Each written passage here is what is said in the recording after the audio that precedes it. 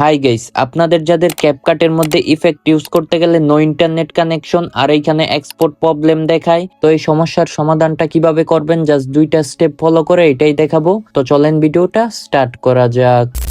ওকে, তো ফার্স্ট স্টেপে আমরা কি করব, ক্যাপকাট অ্যাপটার মধ্যে চাপ দিয়ে ধরে অ্যাপ ইনফোর মধ্যে ক্লিক করে এইখান থেকে স্টোরেজ ইউজেস এর মধ্যে ক্লিক করে আমরা এখান থেকে ডাটাটাকে ক্লিয়ার করে নিব।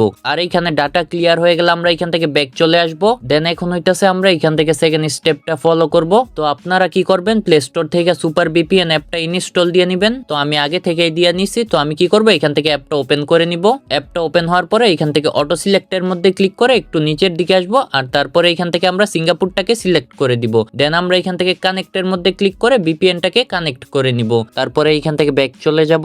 আর এখন হইতাছে আমি আপনাদেরকে ক্যাপকাটের ইফেক্ট গুলো ইউজ করে দেখাবো আর ক্যাপকাটের মধ্যে ভিডিওটাও সেভ করে দেখাবো। তো এটার জন্য ফার্স্টে আমি ক্যাপকাট অ্যাপটা ওপেন করে নিব। আর এইখানে অ্যাপটা ওপেন হওয়ার পরে যেই পারমিশন গুলো চাইতেছে সবগুলো আমরা এখান থেকে দিয়ে নিব। তারপরে আমরা এখান থেকে এডিটের মধ্যে ক্লিক করে নিউ প্রজেক্টের মধ্যে ক্লিক করব। তারপরে আমরা এখান থেকে অ্যালাউ করে দিব।